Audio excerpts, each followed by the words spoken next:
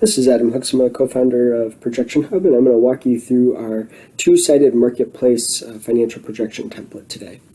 So the first thing you need to know is that this template has a number of blue highlighted cells, and these cells are assumptions that you can change throughout the model without breaking anything. I'm going to walk you through each of these input tabs here and show you how to create your projections. So you can select the start month here of when you want the projections to start. You can add investments or investors and when those investments are expected to come in. You can set your own accounts payable terms. You can add fixed assets as well. And you can also add loans. And this is all in that Input Assumptions tab. Now, getting into the input revenue, this is where a lot of the complexity of the model and the power of the model are really seen in this tab. So the first thing you can do here is set the month that you expect your revenue to start. So if you're trying to raise investment for your startup and you expect investors to put money in on month one of the model, it might take you 4, 5, 6 months to build out the MVP of the marketplace platform and take a little while before revenue is actually turned on and generating for you. So that's what you can change and adjust here. Now, we have some assumptions here for both the seller side of the market and the buyer side of the market.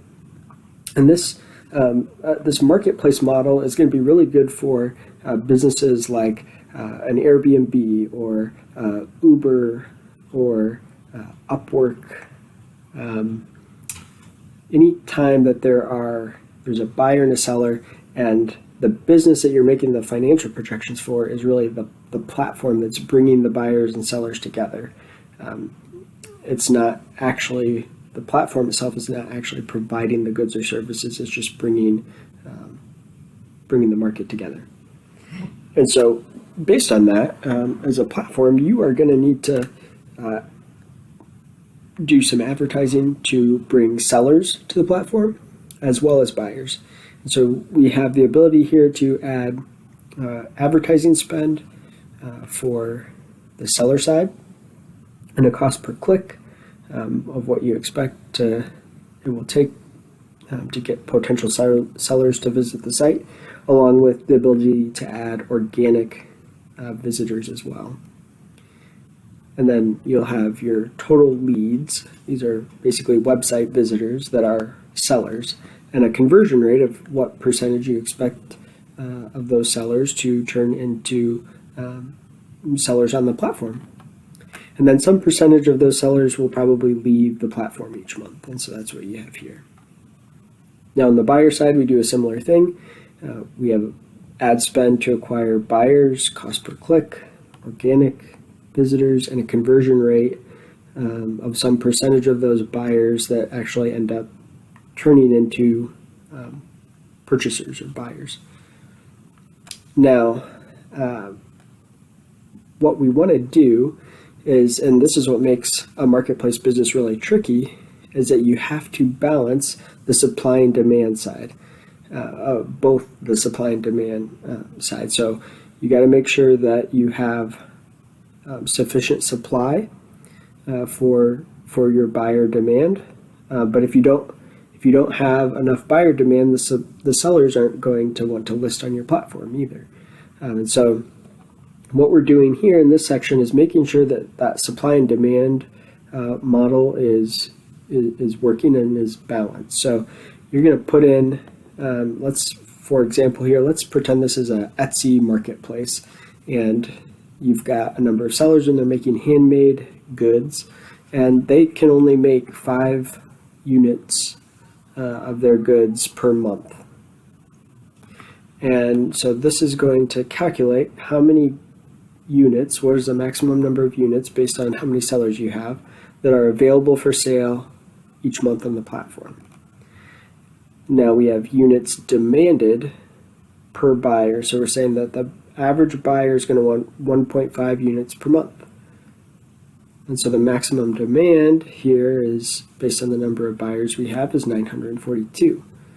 So we have demand for 942, but that sales cannot be more than the supply, right? If we only have 275 units available for sale, this will automatically force your sales to stay in line with whatever the supply is. So let's just say we change this. So if we ramp this up a lot and say now they can actually supply 40 units per month, now our sales is actually our buyer demand. We have 2,200 units for sale, but we only have buyer demand of 942. So we're going to say our sales is 942 units.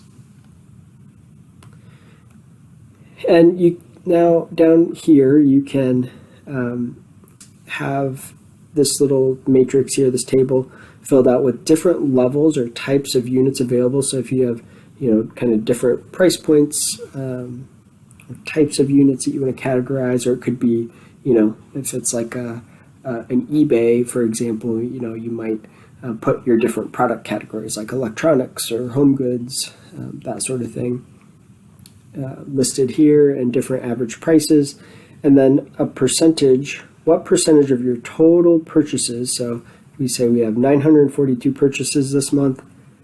What this is saying is 5% of those purchases are level 1 purchase, a $20 purchase. 15% of the 942 is level 2 purchases, and so on. So you can change these percentages, but be aware that you don't want to go over 100% here. If you go over 100%, you're going to be off. You're going to be over projected on the sales side. Now, this allows you to add an average annual growth rate of revenue per unit. So we're saying, okay, these prices, we think these prices are going to go up 5% on average. And then all of that comes together to show a total amount of sales on the platform. Now, the marketplace is probably taking, this is not all the marketplace revenue. Marketplace revenue is some percentage or commission or fee of the total transaction volume on the marketplace. So this section here allows you to add some different options. So if you want to have a per transaction fee, a flat rate, so you can add, $5, or if you want to do, and that would be per transaction. So one customer might buy many units, but they'd only be charged $5.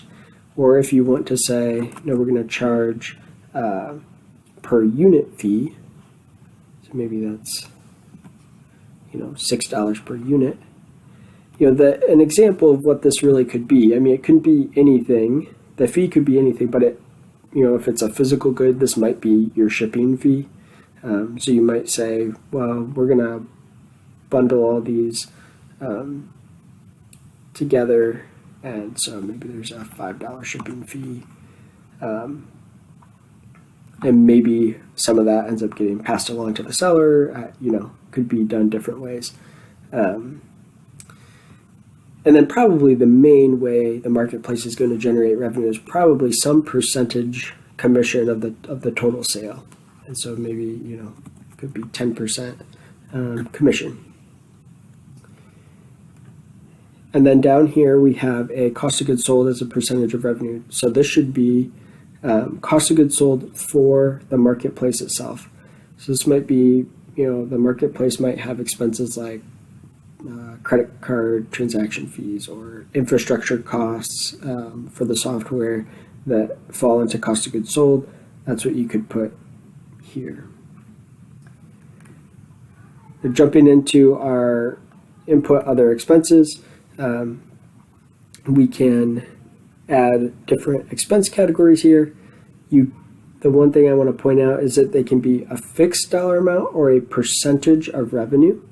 So, for example, you could make your software and subscriptions. Maybe that's not a good example, but Maybe a better one is your transaction fees. They could be a percentage of total revenue.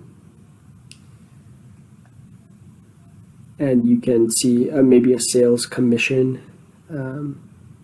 Probably doesn't make sense in most marketplaces to have a sales commission, but perhaps. But you do have that flexibility to add expenses as a percentage of revenue or a fixed dollar amount.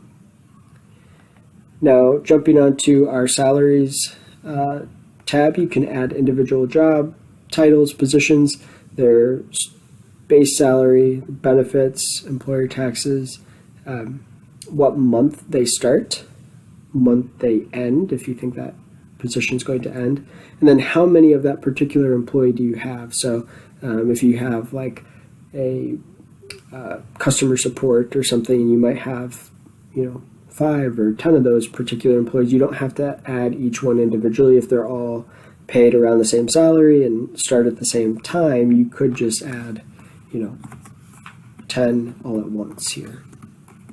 And then you can add an annual raise here as well. And then really from there, once you have that done, you'll be able to take a look at our at a glance tables. So we've got a number of different tables and charts and graphs that can be helpful to be thrown into a pitch deck or be used by your designer to then also put into a pitch deck.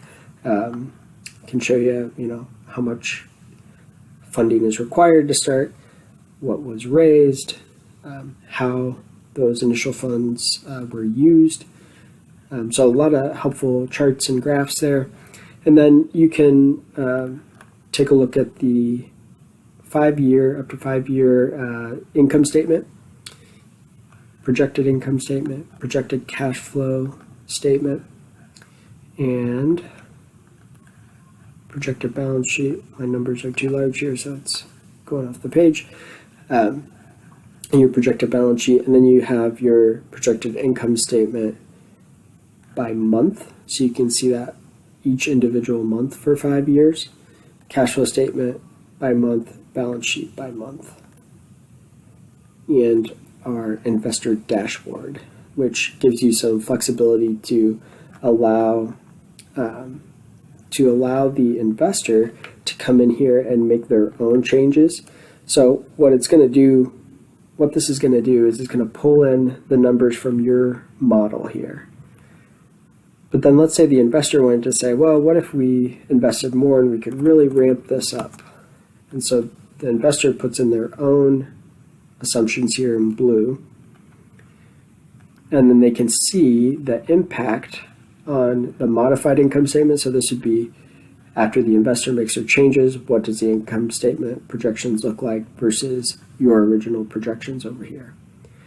So that it can be a helpful tool if you're looking to raise capital to be able to send this to your investor and let them play around and make their own projections as they go. And that's it. That is the model for your two-sided marketplace or online marketplace financial projections. If you have any questions, let us know.